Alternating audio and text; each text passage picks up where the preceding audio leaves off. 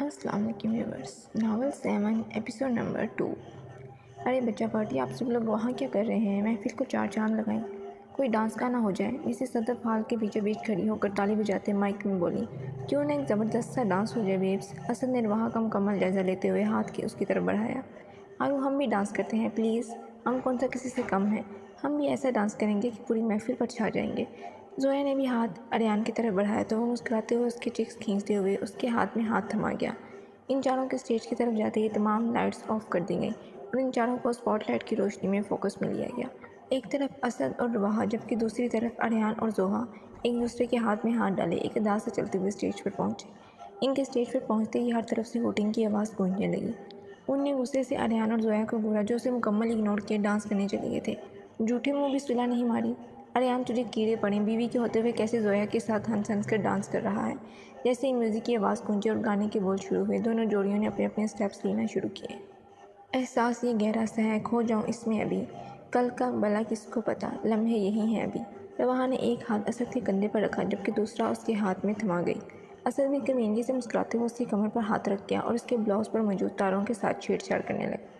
वहाँ का दिल किया वो अभी के अभी उस गलीज़ इंसान का हाथ तोड़ डाले और साथ मुंह भी नोच डाले, लेकिन अरियान की नज़रें खुद पर टिके देखकर चुपचाप बर्दाश्त करती रही। आखिर उसे अपना इंतकाम भी तो लेना था, जिस मकसद के लिए वो यहाँ आई थी। वहाँ इसका कंधा छोड़े जल्दी से डांस का स्टेप बदल गई। अरियान ने जैसे ही जोया को कमर से पकड़कर ऊपर उठाया, असद भी उससे कमर से पकड़कर ऊपर उठा गया था। अरियान ने जोया को घुमाते हुए जबकि रवाहा ने असद की गोद में घूमते हुए एक दूसरे को नफरत भरी नज़रों से देखा था। है ज़मीन तो मेरी, आसमान भी है तू, और तू ही है जन्नत मेरी। अरियान ने जोया को नीचे उतारा और खुद थोड़े फासले पर जाकर बैठ गया। जोया भागते हुए आई और नीचे झुककर उसके गले लग गई, जबकि जोया को अरियान के गले लगते हुए देखकर वहाँ के दिल में कसक सी उठी थी। असद उसे अरियान की तरफ तकता देखकर उसे खींचकर अपने करीब कर गया। इसकी कमर असद के पेट के साथ टच होने लगी और वो खबासत से उसके बालों में चेहरा छुपाए उसके बालों की खुशबू अपने अंदर उतारने लगा। यहीं पर अरियान की बस हुई थी। इसने जोया को गोल गोल घुमाते हुए असद की तरफ पास किया था, जबकि खुद जल्दी से आगे बढ़कर वहाँ को कमर से थाम गया। इश्क में घायल मैं भी, इश्क में घायल तू भी, दर्द कैसा हमको मिला। अरियान गुस्से से उसकी कमर में उंगलियां धंसा गया। इसका गुस्सा किसी सूरत कम होने का नाम नहीं ले रहा था। कैसे वो इंसान उसकी बीवी के इतना करीब जा सकता था, इसे छू सकता था। छोड़ो मुझे जाहिल इंसान, दर्द हो रहा है। वह खुद को उससे छुड़वाते हुए गुस्से से चीखी। जब उस असद के साथ डांस कर रही थी, उसके इतने करीब थी, तब तो बहुत खुश थी। तब तो तुम्हें ज़रा भी दर्द नहीं हुआ, अब बड़ा दर्द हो रहा है। आर्यान ने उससे घुमाते हुए उसकी पीठ अपने साथ लगाई और साथ ही ज़ोर से उसके पेट पर चुटकी काटी। इश्क में घायल मैं भी, इश्क में घायल तू भी, इश्क का है यही सिला।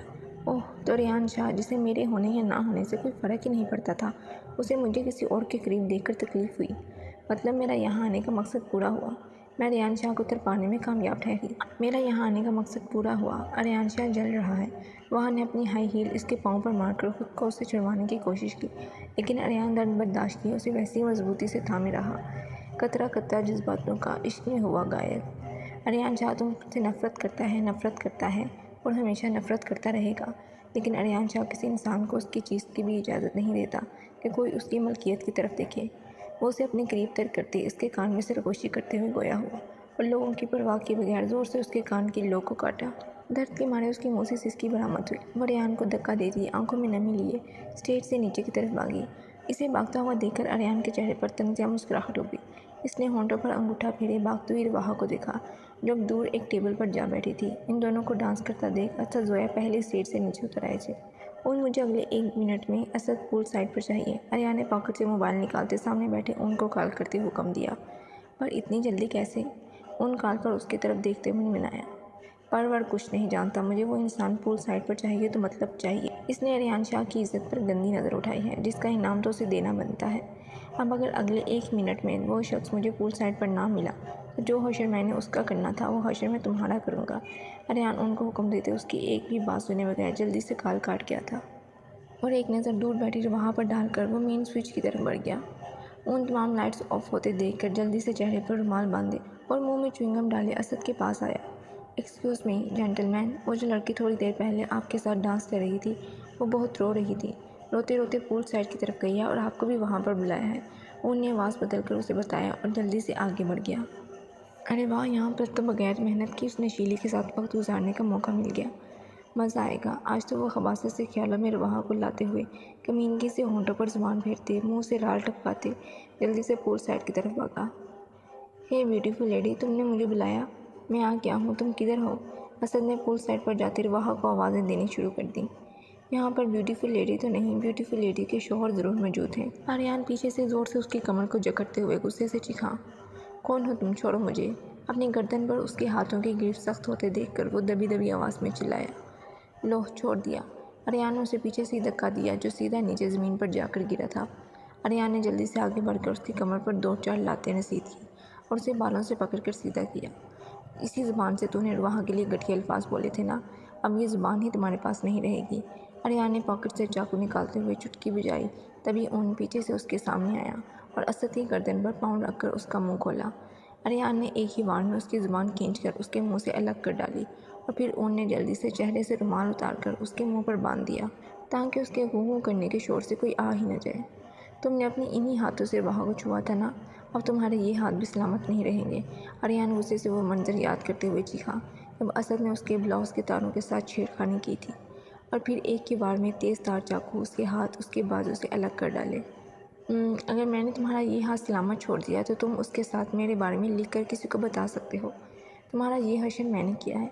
वैसे भी तुम इस एक हाथ के साथ क्या कर लोगे? इसे भी काट ही डालते हैं। आर्यान होंठों पर उंगली जमाए मुस्कुराते हुए बोला और फिर उसका दूसरा हाथ भी काट डाला। तुम्हें पता है ये सब करते हुए मुझे बिल्कुल भी तकलीफ़ या अफसोस नहीं हुआ, बल्कि मुझे अंदर तक सुकून मिला है। तुमने आर्यान शाह की मलकियत को हाथ लगाने की गलती की थी और आर्यान शाह अपनी मलकियत पर किसी भी गलीज़ नज़र बर्दाश्त नहीं करता। वो फूली रगों के साथ बोला और फिर ठोकर से उसे पूल के अंदर फेंक कर दोनों सारे सबूत ख़त्म करने के बाद वहाँ से जाकर दूसरे सारे मेहमानों के बीच में बैठ गए। इन दोनों के वहाँ आते ही तमाम लाइट्स वापस आ चुकी थी। मोबाइल पर अपनी माँ की कॉल आती देखकर वो मिसेस सदफ से एक्सक्यूज़ करती वहाँ से बाहर पार्किंग एरिया की तरफ आई थी। असद लफंगे को तो सज़ा दे दी, अब बारी है इस लड़की को सज़ा देने की। इसने मेरी मलकियत को किसी और को छूने का मौका दिया। आर्यान भी उसके पीछे पीछे पार्किंग की तरफ बढ़ गया। मामा आप टेंशन न लें, मैं बिल्कुल ठीक हूँ और कुछ वक्त तक घर आ जाऊँगा। आप दादी को टाइम पर उनकी मेडिसिन खिला दीजिएगा। ओके, अल्लाह हाफिज़। वह अपनी बात मुकम्मल करके पीछे पलटी तो उसे अपने पीछे आर्यान पॉकेट्स में हाथ डाले उसे घूरते हुए नजर आया। वो उसे इग्नोर किए आगे बढ़ने लगी थी। तभी आर्यान जल्दी से 2 कदम चलता उसके सामने आया था और उसे बाजू से दबोचे गाड़ी की तरफ बढ़ा। आह जहाँ जंगली इंसान, छोड़ो मुझे। वो हलक के बल चिल्लाई थी। तब आर्यान ने उसे धक्का दिया था जो नीचे ज़मीन पर जाकर गिरी थी। बहुत शौक़ है ना तुम्हें तैयार होकर दूसरों के सामने खुद को पेश करने का, तो चलो आज तुम्हारी ये ख्वाहिश मैं ही पूरी कर देता हूँ। वो नीचे बैठकर अंगूठा उसके होंठों पर रब करते हुए बोला और फिर उसे पकड़कर खींचकर नीचे ज़मीन से खड़ा किया और अगले ही लम्हे उसके होंठों पर झुककर अपना सारा गुस्सा निकालने लगा। इसकी शिद्दतें बर्दाश्त करती वो रोने लगी थी। ओह वाह बीबी, तुम तो अभी से रोने लगी। अभी तो मैंने रोने वाला कुछ किया ही नहीं। अभी तो तुम्हें मेरी शिद्दतें बर्दाश्त करनी है। तुम अपने ये आंसू बाद के लिए बचा कर रखो, इसने ज़ोमिन अंदाज में कहा और उसे कमर से पकड़कर घुमाया जिससे उसकी पीठ आर्यान के साथ टच होने लगी।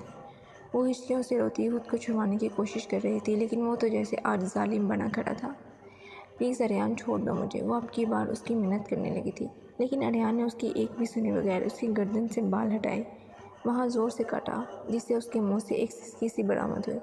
वो जालिम बना एक के बाद एक उसकी गर्दन पर जख्म देने लगा और वो इसके सामने बेबस खड़ी खुद को छुड़वाने की नाकाम कोशिश कर रही थी।